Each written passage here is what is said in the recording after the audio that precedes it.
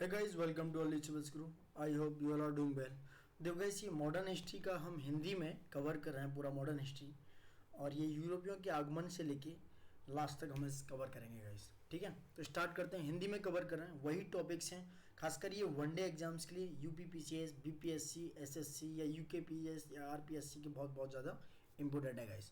तो स्टार्ट करते हैं यूरोपियों के आगमन से विदाउट वेस्टिंग आवर टाइम। देखो, पहला टॉपिक है हमारा यूरोपीय के आगमन का समय भारत, और दूसरा भारत में अंग्रेजी सत्ता का एकीकरण तथा विस्तार। ये कवर करेंगे आज। ठीक है गाइस, तो स्टार्ट करते हैं। देखो, यूरोपीय में आगमन के समय भारत। देखो गाइस, इसमें हमने वही पॉइंट्स को लिया है, वो बहुत ज़्यादा इंपॉर्टेंट है और खासकर एग्जाम्स में वो मोस्टली पूछा जाता है। ठीक है गाइस, तो स्टार्ट करते हैं। देखो, यूरोपीय के भारत के समय आगमन के जिम्मेदार कारक कौन कौन से थे, ये क्यों आए यूरोपीय। सबसे पहली बात ये समझो ये बात कि सबसे पहले यूरोपीय भारत में आए क्यों। देखो, सबसे बड़ी बात थी कि जहाज निर्माण तथा नौ परिवहन, यानी कि उनकी जो नवल सेना थी, यानी कि उनका नौ परिवहन रूट था, वो बहुत स्ट्रांग था। तो यूरोपीय की ये उन्नत तकनीक, ये टेक्निक उनकी बहुत ज़्यादा स्ट्रांग थी। उनके जहाज निर्माण की, जो पानी वाले जहाज होते हैं, और उनका जो सी रूट था वो बहुत ज़्यादा स्ट्रांग था। इसलिए वो क्या किया, वो ज़्यादातर क्या कहते हैं, ट्रैवल करते रहते थे। किसमें? समुद्र में। इसलिए वो भारत की तरफ रुक कर गई। ठीक है, और उनका आर्थिक विकास, यूरोप का आर्थिक विकास भी बहुत ज़्यादा स्ट्रांग था, यानी कि आर्थिकली, यानी कि वो इकोनॉमिकली बहुत ज़्यादा स्ट्रांग थे गाइस। ठीक है, एंड भारतीय वस्तुओं जैसे मसाले हैं, छींट, रेशम या विभिन्न प्रकार की कीमतें, जैसे जाने पत्थर, चीनी, मिट्टी के बर्तन इत्यादि की बात करें, ये यूरोप में बढ़ती मांग के अकॉर्डिंग, यानी कि यूरोप में इनकी क्या है, मसाले, रेशम वगैरह की मांग बहुत ज़्यादा थी, यानी कि ये इसकी काफ़ी बढ़ती हुई महत्ता के कारण भारत का रुख किया इन्होंने, इसलिए ये भारत की तरफ आएगा इस। ठीक है, ठीक है, समझ पा रहे हैं आप। तो सबसे बड़ी बात क्या थी कि यहाँ मसाले बहुत ज़्यादा मिलते थे हमारे, जो हमारा साउथ, जो सॉरी वेस्टर्न पार्ट है, वहाँ पर रेशम की खेती बहुत अच्छी होती थी हमारे इंडिया में, और पत्थर है, चीनी मिट्टी के बर्तन, ये यूरोप में इनकी बहुत ज़्यादा मांग थी, डिमांड बहुत ज़्यादा थी। इसलिए उन्होंने क्या किया, as a trader, as a व्यापारी, इन्होंने भारत की तरफ रुख किया। और भारत की जो अकूत दौलत थी, पहले हमें सोने की चिड़िया बोला जाता था, इसके लिए भी ये भारत की तरफ रुख किया इन्होंने। तो गाइस, बहुत ज़्यादा डिटेल में नहीं घुसेंगे, क्योंकि वनडे एग्जाम्स के पर्सपेक्टिव से, ना कि यूपीएससी के पर्सपेक्टिव से। बट आप कुछ चीज़ें ऐसी हैं कि यूपीएससी को भी ये टच करते हुए निकलेंगी। अब देखो, एशिया में यूरोपियों का जो विजय का कालखंड है, वो कैसे कैसे हुआ और कैसे कैसे आए। देखो, सबसे पहले पुर्तगाली आए 1498 में, उसके बाद अंग्रेज, सॉरी उसके बाद आए दोस्तों डैन। पुर्तगालियों के बाद डैन आए, फिर आए अंग्रेज, उसके बाद डच आए, उसके लास्ट में आए फ्रांसीसी। यानी कि अगर हम बात करें, पुर्तगाली के बाद डैन आए, डैन के बाद अंग्रेज, और अंग्रेजों के बाद आए डच, डच के बाद आए फ्रांसीसी। डैन मतलब जो डेनमार्कीज हैं, डेनमार्क से जो आए वो लोग डैन डैन कहलाए, और जो डच हैं, ये डच जो है हॉलैंड से जो आए वो डच कहलाए। ठीक है, ये फ्रांसीसी आए लास्ट में 1664 में गए। ठीक है, अब आगे बढ़ते हैं। देखो, पुर्तगालियों का समझो कि ये सबसे पहले टार्डेसिल्स की संधि हुई 1494 में। देखो गाइस, बहुत ज़्यादा तो नहीं बताऊंगा मैं डिटेल्स में, क्योंकि इतना टाइम नहीं, हम जल्दी से इसको ब्रीफली कवर करेंगे। जो पॉइंट्स हैं, जो ट्रीटीज हैं, या जो ऐसी डेट्स हैं एग्जाम में बहुत ज़्यादा पूछ लेता है वो, इसलिए मैंने कवर करते हुए चलेंगे। टार्डेसिल्स की संधि हुई 1494, यानी कि 1494 में किसके बीच? टार्डेसिल्स की संधि हुई पुर्तगाल और स्पेन के बीच। पुर्तगाल और स्पेन के बीच अटलांटिक में एक आभासी रेखा के द्वारा, यानी कि एक उन्होंने वर्चुअल रेखा खींची, मतलब आभासी तरीके से उन्होंने खींची एक रेखा, पुर्तगाल के लिए पूर्व तथा स्पेन के लिए पश्चिम में गैर ईसाई दुनिया को विभाजित कर दिया इन्होंने। किसके लिए? पुर्तगाल को दे दिया इन्होंने पूर्व, ईस्ट की साइड, और स्पेन के लिए बोल दिया इन्होंने पश्चिम की साइड।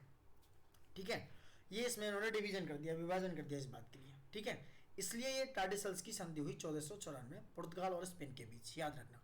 अब देखो, सबसे पहले कौन आया इंडिया में? ये आए वास्को डी गामा।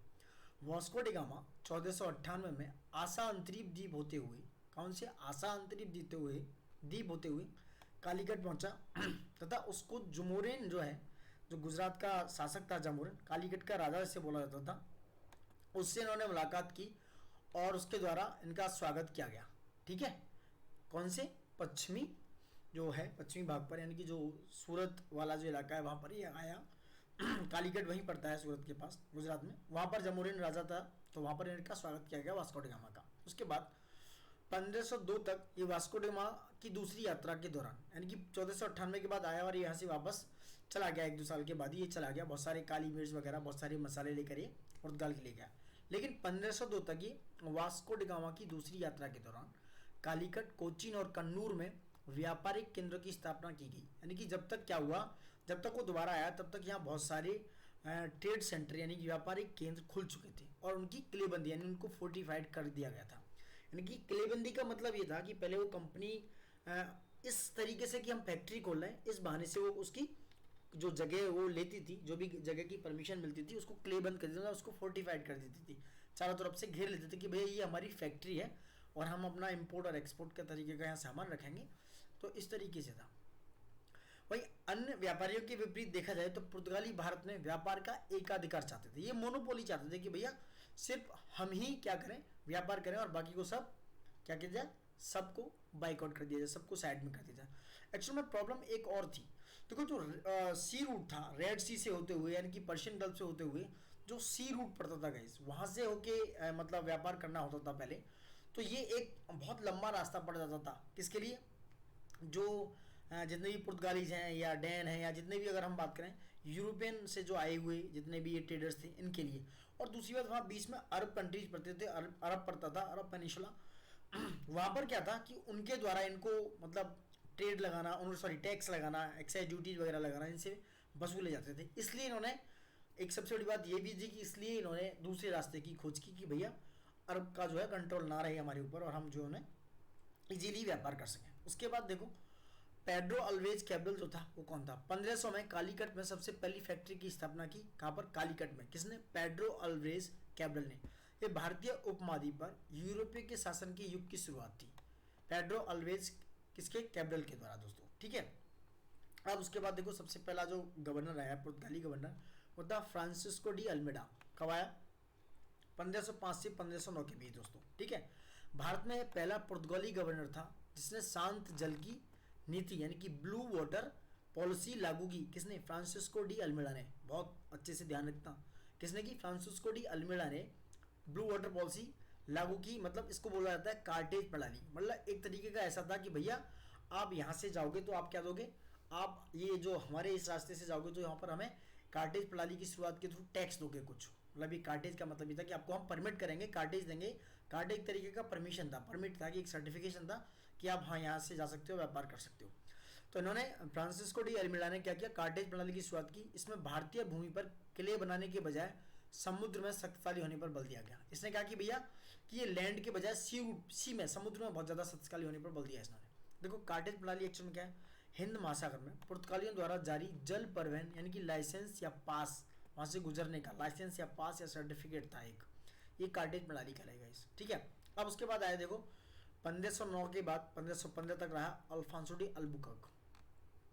अगर सही बात मायने में सही देखा जाए तो भारत में पुर्तगाली शक्ति का संस्थापक सही मायने में अल्फांसो डी अल्बुकर्क को ही माना जाता है दोस्तों। इसने किया क्या, बीजापुर से गोवा को जीत लिया। बीजापुर जो साम्राज्य था उससे गोवा को जीत लिया और इसने सबसे बड़े मुस्लिमों पर अत्याचार किया। विजयनगर के राजा श्री कृष्णदेव राय जो 1510 के दौरान वहाँ का राज करते थे विजयनगर पर, उनसे भटकल को जीत लिया। बहुत इंपॉर्टेंट फैक्ट्स हैं गाइस। इन्होंने अल्फांसो डी अल्बुकर्क ने श्री कृष्णदेव राय जो विजयनगर के राजा थे उसमें 1510 के दौरान ये राज कर रहे थे, उन्होंने इसने अल्फांसो डी अल्बुकर्क ने उनसे भटकल को जीत लिया, ठीक है दोस्तों। भारत के मूल निवासियों के साथ इसने विवाह करने की नीति का आरंभ किया। इसने अपने पुर्तगाली जो यूरोपियन थे उन्होंने कहा कि भैया यहाँ के जो लेडीज हैं, महिलाएं, उनके साथ विवाह करो और यहीं संतानें पैदा करो और यहाँ पर बस जाओ, ठीक है। दूसरा सबसे अच्छा काम इन्होंने ये किया, एक सती प्रथा पर प्रतिबंध लगाया इसने। ये पहला था अल्फांसो डी अल्बुकर्क जिसने सती प्रथा पर प्रतिबंध लगाने का प्रयास किया। उसके बाद 1515 में अल्बुकर्क की मृत्यु की हो गई और उस समय तो पुर्तगाली भारत में सबसे मजबूत सैनिक शक्ति के रूप में स्थापित हो चुके थे। मतलब अल्फांसो डी अल्बुकर्क ऐसा था जिसने पुर्तगालियों को यहाँ पर क्या किया, बहुत मजबूती से स्थापित कर चुका था ये 6 साल के अंदर में गाइस, ठीक है। अब देखो नेक्स्ट जो आया पुर्तगाली गवर्नर वो था नीनो डी कना 1529-38 में। देखो ये वही कवर किया जा रहा है जो बहुत ज़्यादा जिन्होंने इंपॉर्टेंट किया है और वो एग्जाम पर्सपेक्टिव से बहुत ज़्यादा इंपॉर्टेंट है। देखो इसके द्वारा 1503 में कोचीन की जगह गोवा को राजधानी, कोचीन की जगह इसने गोवा को राजधानी बनाया। इस प्रकार भारत में पुर्तगाली उपनिवेश की राजधानी अब क्या, गोवा बन गई। कोचीन की बजाय अब गोवा बन गई 1503 में, ठीक है। उसके शासनकाल में द्वीप तथा बसाई के गुजरात के राजा बहादुर शाह से छीन लिया गया तथा उसे पुर्तगालियों का कब्जा हो गया। बहादुर शाह 1537 में द्वीप में पुर्तगालियों से लड़ते हुए मारा गया। यह एक व्यवहारिक नेता था जिसने पश्चिमी तटीय क्षेत्र से भरे हुई पुर्तगाली साम्राज्य का विस्तार किया और उसके समय में पुर्तगाली शक्ति का विस्तार पूर्वी तट तक हो गया। कितना? पूर्वी तट, ईस्ट कोस्ट तक भी नीनो डी कोना के समय भी क्या हो गया, इसका विस्तार हो चुका था दोस्तों। अब इनकी देखो रिलीजियस पॉलिसी समझो पुर्तगालियों की। प्रारंभ में ये सिर्फ मुस्लिमों के प्रति द्वेषपूर्ण भाव रखते थे, बाद में इन्होंने हिंदुओं के प्रति भी ऐसा करना शुरू किया और 1579 में यानी 1579 में बादशाह अकबर को ईसाई धर्म में परिवर्तित करने के लिए ईसाई मिशनरियों को भेजा इन्होंने। कई ईसाई मिशन इन्होंने भेजे अकबर के काल में, अकबर के राज दरबार में, बट अकबर को ये हिला भी नहीं पाए दोस्तों। ठीक है, अब बात करते हैं भारत में पुर्तगालियों के पतन के लिए जिम्मेदार कारक क्या है। देखो मिस्र, फारस तथा उत्तरी भारत में शक्तिशाली राजवंशों का उदय हो गया उस समय तक, और उनके पड़ोसियों के रूप में मराठाओं का उपद्रव। सबसे ज्यादा मराठे शक्तिशाली हो गए पश्चिमी साइड पर दोस्तों। मिशनरियों की गतिविधियों से राजनीतिक भय तथा उत्पीड़न जैसे न्यायिक जांच से घृणा उत्पन्न हुई, जो पुर्तगाली आध्यात्मिक दबाव के खिलाफ प्रतिक्रिया का कारण बना। क्योंकि बहुत बड़ा, देखो आप किसी भी धर्म के साथ खेलेंगे तो आपको कहीं ना कहीं भुगतना पड़ेगा इस बात को। ठीक है, वही पुर्तगाली प्रभुता को चुनौती देने वाले अंग्रेज तथा डच वाणिज्यिक संस्थाओं का अब तक उदय हो चुका था, इसलिए इनका क्या हुआ, पतन स्टार्ट हो गया दोस्तों। वहीं ब्राजील की खोज के कारण पुर्तगाली उपनिवेशों का पश्चिम की ओर पलायन, ब्राजील की खोज की उसके बाद इन्होंने धीमे धीमे क्या किया, पश्चिम की साइड इन्होंने पलायन करना शुरू कर दिया दोस्तों। ठीक है, अब इनका आगमन का महत्व समझो क्या था। पुर्तगालियों ने न केवल यूरोपीय युग की शुरुआत की, बल्कि नौसैनिक शक्ति के उदय में भी चिन्हित किया जाता है इन्होंने। और जहाज पर तोप के उपयोग की शुरुआत पुर्तगालियों ने की। पुर्तगाली समुद्र में उन्नत तकनीकों में माहिर थे, उन्होंने बड़ी मात्रा में एक से अधिक डेक वाले जहाज़ों का निर्माण किया, मतलब एक से ज़्यादा अधिक डेक होती थी उन जहाज़ों पर। मिशनरियों तथा चर्च में भी भारत के चित्रकारी, नक्काशी करने वाले, मूर्ति बनाने वालों के संरक्षक थे ये, जो मतलब कलाकार थे इस तरीके के, जो चित्रकारी वगैरह करते थे, उनकी संरक्षक थे। पुर्तगाली संगठन बनाने में कुशल थे ये, जैसे शाही शास्त्रागार बनाना इनके लिए, जहाज बनाने के स्थान का निर्माण, जैसे पायलटों की नियमित प्रणाली का रखरखाव, मानचित्र यानी मैपिंग का हिसाब किताब, निजी व्यवहारिक जहाज़ों पर अंकुश लगाने के लिए राज्य बलों का खड़ा करना आदि बहुत सारे कारक थे। इन्होंने अगर बात करें तो युद्ध जो है, इन्होंने युद्ध की यूरोपीय कला की शुरुआत की, इन्होंने पुर्तगालियों ने। एंड गोवा में चांदी का काम करने वाले तथा सोने का काम करने वाले सुनारों की कला का विकास भी कहाँ, पुर्तगालियों के आगमन के महत्व के कारण माना जाता है। अब सबसे बड़ी बात, पुर्तगाली सबसे पहले भारत में आए 1498 के आसपास, और सबसे बाद में, कब, सबसे बाद में भारत से गए दोस्तों, 1961-64 के आसपास ये भारत से गए दोस्तों। ठीक है, दूसरे नस्ल निवासी की बात करें तो ये डच, नीदरलैंड वासी थे डच।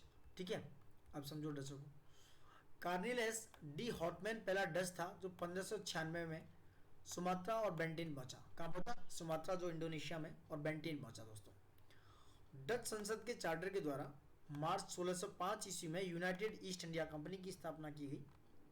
इन्हें युद्ध करने, संधियां करने तथा किले बनाने की शक्ति प्राप्त थी। ठीक है, एक संसद ने एक चार्टर लागू किया 1605 में कि भैया आप युद्ध करो, संधियां करो, या कुछ भी करो, बस पैसे कमाओ। आंध्र क्षेत्र में, आंध्र प्रदेश की बात करें, 1605 में इन्होंने मछलीपट्टनम में पहला कारखाना खोला, यानी कि डचों ने पहला कारखाना कहाँ खोला दोस्तों? 1605 ईस्वी में मछलीपट्टनम में। बाद में वे पुर्तगालियों को हराकर यूरोपीय व्यापारिक शक्ति के प्रमुख के रूप में उभरने लगे। ठीक है, भारत में उनका प्रमुख केंद्र था पुलिकट, आंध्र प्रदेश के कॉर्नर पे है पुलिकट, ये सबसे प्रमुख केंद्र था। उसके बाद में उन्होंने नागापट्टनम में स्थापित किया। डच यमुना घाटी तथा मध्य भारत में उत्पादित नील यानी कि इंडिगो, बंगाल, गुजरात तथा कोरोमंडल क्षेत्र से उत्पादित वस्त्र तथा रेशम, बिहार से सोरा और गंगा की घाटी से उत्पादित अफीम एवं चावल का व्यापार करते थे। ठीक है, अब देखो 1623 में अंग्रेजों तथा डचों के बीच हुई एक संधि हो गई। डचों ने भारत में तथा अंग्रेजों ने इंडोनेशिया में अपना एक अधिकार क्षेत्र को दावे का वापस ले लिया। उन्होंने कहा भैया, एक संधि हुई 1623 में, इनमें आपस में झगड़ा हुआ था कि आप डचों ने कहा कि भैया हम जो भारत में आपके जो निवेश हैं और इंडोनेशिया में आपके जो निवेश हैं एक दूसरे को वापस कर दो। ठीक है, तो 1650 में हुआ क्या, अंग्रेज भारत में एक बड़ी शक्ति के रूप में उभरने लगे। धीमे धीमे अंग्रेजों का वर्चस्व बढ़ने लगा दोस्तों। ठीक है, अंग्रेजों का वर्चस्व बढ़ने लगा और करीब 70 वर्षों तक अंग्रेजों तथा डचों के बीच में लड़ाई जारी रही। इसमें डच एक एक करके अपनी बस्तियां और उपनिवेश अंग्रेजों के हाथों खोते रहे दोस्तों, धीमे धीमे ये हारते चले गए। तो डचों को एक्चुअल में इसके पीछे रीजन भी बहुत सारे बड़े थे। देखो बहुत डिटेल में नहीं जाएंगे क्योंकि फैक्ट समझो आप। डचों को भारत में साम्राज्य स्थापित करने में कोई ज़्यादा दिलचस्पी नहीं थी, वे सिर्फ एज ए ट्रेडर यानी कि एज ए व्यापारी काम करना चाहते थे। उनका मुख्य व्यवसाय इंडोनेशिया के स्पाइस द्वीप, मसाले के द्वीप हैं, समूह में था, जहाँ से व्यापार के माध्यम से बड़ा लाभ यानी कि प्रॉफिट अर्जित करने आते थे। भारत में कैसे पतन हुआ? आंग्ल डच युद्धों में डचों की हार एवं उनका ध्यान मलय द्वीपों समूह पर होने लगा और बेदरा के युद्ध में यानी कि 1759 में अंग्रेजों के द्वारा डचों को हराया गया दोस्तों। ठीक है, बेदरा के युद्ध में अंग्रेजों ने डचों की बैंड बजा दी दोस्तों। ठीक है, उसके बाद आगे समझो। लंबे समय तक युद्ध के बाद दोनों पक्षों के द्वारा एक समझौता किया गया जिसमें अंग्रेजों के द्वारा इंडोनेशिया से अपने सभी दावों को वापस ले लिया तथा डचों के द्वारा भारत से अपने सभी दावों को वापस ले लिया गया दोस्तों। अब देखो डचों के द्वारा कहाँ कहाँ पर क्या क्या खोला गया, ये फैक्ट्रियाँ खोली गई। देखो मछलीपट्टनम में 1605, पुलिकट 1610, सूरत 1616, विमलीपट्टनम में 1641, करिकल 1645, चिंसूर, काशी बाजार देख सकते हो आप, देख लेना एक बार। इसमें पूर्वी तथा पश्चिमी तट दोनों शामिल थे। अब देखो आते हैं अंग्रेजों पे। इन्होंने भाई साहब 200 सालों तक राज किया हमारे यहाँ, कम से कम 200-300 सालों तक राज किया इन्होंने। ठीक है, 31 दिसंबर 1600 की बात है, इंग्लैंड की महारानी एलिजाबेथ प्रथम के द्वारा एक चार्टर जारी किया गया जिसमें 15 वर्षों के लिए ट्रेड करने के लिए एक अधिकार प्रदान किया गया। किसको? अंग्रेज ईस्ट इंडिया कंपनी की स्थापना के लिए, जो 1600 में हुई थी। उन्होंने बोला भैया जाओ आप पूर्व की तरफ, ईस्ट की तरफ व्यापार करो। वहीं 1609 में इंग्लैंड के जो एक कैप्टन हॉकिंस को, ठीक है, भारत में मुगल बादशाह जहांगीर, उसमें जहांगीर पदस्थ थे, शाही दरबार में भेजा। किसको? कैप्टन हॉकिंस को 1609 में। वेरी इंपोर्टेंट, मैचिंग के लिए आता है। तो उसने सूरत में एक अंग्रेजी व्यापारिक केंद्र की स्थापना करने की इजाजत मांगी जहांगीर साहब से, लेकिन पुर्तगालियों के दबाव के चलते जहांगीर ने उसे इजाजत देने से मना कर दिया। उसमें पुर्तगालियों का बोलबाला था। उसके बाद थॉमस वेस्ट के द्वारा पुर्तगालियों पर विजय प्राप्त करते ही सूरत में एक फैक्ट्री की स्थापना की गई दोस्तों। ठीक है, थॉमस वेस्ट के द्वारा, जो थॉमस वेस्ट अंग्रेज अधिकारी थे, उन्होंने पुर्तगालियों पर विजय प्राप्त की और सूरत में एक फैक्ट्री की स्थापना के लिए मान लिया गया। बाद में 1613 में जहांगीर ने अंग्रेजों यानी कि सर थॉमस रो, जो दूसरा अंग्रेज था, वो थॉमस रो जो अंग्रेज जहांगीर के दरबार में आया 1613 में, को एक फरमान यानी कि अनुमति पत्र प्रदान किया, जो कहाँ से जारी किया? जारी करके आगरा, अहमदाबाद और बड़ौच में उनके व्यापारिक केंद्र की स्थापना करने की अनुमति दे दी। जिसके बाद अंग्रेजों ने 1613 में सूरत में अपना पहला व्यापारिक कारखाना स्थापित किया। कहाँ पर? 1613 में सूरत में। ठीक है गाइस। वहीं 1615 में सर थॉमस रो भारत में जेम्स प्रथम यानी इंग्लैंड के राजा थे, उनका दूत बनकर आया और भारत के अन्य हिस्सों में भी अंग्रेजों द्वारा व्यापारिक फैक्ट्रियों की स्थापना के लिए जहांगीर से अनुमति प्राप्त की। उसके बाद बॉम्बे पर नियंत्रण हो गया क्योंकि चार्ल्स द्वितीय को जो है पुर्तगालियों से दहेज के रूप में प्राप्त हुआ। चार्ल्स द्वितीय की जो शादी थी पुर्तगालियों की बैगंजा के साथ हो गई थी, वहाँ की एक रानी के साथ उनकी शादी हो गई थी। उसके बाद मद्रास जो है फोर्ट सेंट जॉर्ज था, ने इस मछलीपट्टनम की जगह ले ली। मद्रास ने किसकी? फोर्ट सेंट जॉर्ज जो मछलीपट्टनम की जगह ले ली मद्रास ने। अब मद्रास में सारे काम होने लगे। 1700 तक मुंबई, मद्रास तथा कलकत्ता भारत में अंग्रेजी उपनिवेश के 3 प्रेसिडेंसी शहर बन चुके थे 1700 तक। इसकी राजधानी कैलकाटा को रखा गया इन्होंने। ठीक है, अच्छा भारत के आने के लिए समुद्री मार्ग ही क्यों चुना गया ये समझो। यूरोपीय में जो है 15वीं शताब्दी में पुनर्जागरण की भावना का उदय हुआ। उसके बाद यूरोपीय अर्थव्यवस्था का तेजी से बढ़ना, जो समृद्धि तथा विलासिता की वस्तुओं की मांग की ओर बढ़ने लगी। मांस की आपूर्ति में वृद्धि होने लगी, जिसे संरक्षित करने के लिए मसालों की आवश्यकता थी। अगर आप मांस को खाएंगे तो उन्हें संरक्षित करने के लिए, प्रिजर्व करने के लिए मसालों की जरूरत पड़ेगी। 1543 में कस्तूनतुनिया तथा बाद में सीरिया में मिस्र पर ओटोमन तुर्कों का अधिकार हो गया, जिसे अरब तुर्कों से बिना सामना किए भारत तक पहुंचने का मार्ग खोजने की जरूरत पड़ गई। वहीं वेनिस और जेनोआ तुर्कों से लड़ने के लिए बहुत छोटे थे और उत्तरी यूरोपीय धन तथा आदमियों के द्वारा जेनो आवासी जहाजों एवं तकनीकी ज्ञान के द्वारा स्पेन एवं पुर्तगाल की मदद करते थे। सबसे पहले पुर्तगाली भारत पहुंचे था, उसके बाद क्रमशः डच, अंग्रेज, डेनमार्क तथा फ्रांसीसी भारत पहुंचे दोस्तों। ठीक है, ये था इनका आगमन पूरा तरीके से। अब देखो अंग्रेज सबसे ज़्यादा सफल क्यों रहे, इसको कंप्लीट करते हैं। फ्रांसीसी अगले वीडियो में, फ्रांसीसी बहुत लंबी वीडियो नहीं खींचेंगे, अगले चैप्टर में फ्रांसीसी का देखेंगे। देखो सबसे ज़्यादा अंग्रेजी सफल क्यों रहे, इसके पीछे कारण है व्यापारिक कंपनियों की संरचना तथा उनकी प्रकृति इस तरीके से थी कि इंग्लैंड में कई प्रतिनिधि कंपनियों ने मिलकर अंग्रेज ईस्ट इंडिया कंपनी की स्थापना की थी तथा इसके नियंत्रण एक निर्देशक मंडल के द्वारा किया जाता था, जिसे प्रतिवर्ष चुनाव के माध्यम से चुना जाता था। नौसैनिक श्रेष्ठता इनकी थी क्योंकि ब्रिटेन की शाही नौसेना न सिर्फ सबसे बड़ी थी बल्कि वे अपने समय की सबसे उन्नत सेना कहलाती थी। औद्योगिक क्रांति हुई यानी कि 1750 के आसपास औद्योगिक क्रांति का समय था। यूरोपीय देशों में देर से पहुंची बट इंग्लैंड को अपना आधिपत्य बनाए रखने में मदद मिली। सैन्य कुशलता इनकी अच्छी थी, उनका अनुशासन डिसिप्लिन बहुत अच्छा था। स्थिर सरकार थी ब्रिटेन में, कुशल शासकों के साथ एक स्थिर सरकार थी। धर्म के प्रति उत्साह की कमी थी। ब्रिटेन जो है धर्म के प्रति उत्साह ज़्यादा नहीं रखता था, जैसे स्पेन, पुर्तगाल तथा डच के मुकाबले ईसाई धर्म का प्रचार प्रसार करने में उसमें कोई दिलचस्पी नहीं थी। देखो धर्म के साथ खिलवाड़ किसी के साथ करोगे, इसलिए ये डच पुर्तगाली ज़्यादा जल्दी हमारे यहाँ मुंह उखाड़ गया इनका। ऋण बाजार का उपयोग था, यानी ब्रिटेन के द्वारा अपने युद्ध का वित्त पोषण करने के लिए ऋण बाजार का उपयोग किया जाता था। बाकी के जितने भी ये स्पेन, पुर्तगाली, डच, डेनमार्क, ये सब इन्होंने क्या किया, उस युद्ध का वित्त पोषण नहीं किया जाता था। और ब्रिटेन अपने आप को सही तरीके से संरक्षित रखता था और अच्छे तरीके से प्लानिंग प्लॉटिंग के साथ काम करता था गाइस, ठीक है। तो गाइस देखिए यहाँ तक हमने एक वीडियो कंप्लीट किया। बहुत लंबे वीडियोस नहीं बनाएंगे क्योंकि देखने में शायद आपको दिलचस्पी भी नहीं होती है और मज़ा नहीं आता है। बट एक बात कहूँगा, please guys like, subscribe, comment, do whatever you. हम वही पॉइंट्स नोटिस करते हुए चलें जो एग्जाम पर्सपेक्टिव से बहुत इंपॉर्टेंट है। सो प्लीज़ देखते रहिए और हमारे साथ बने रहिए। And thank you for watching it and love you all.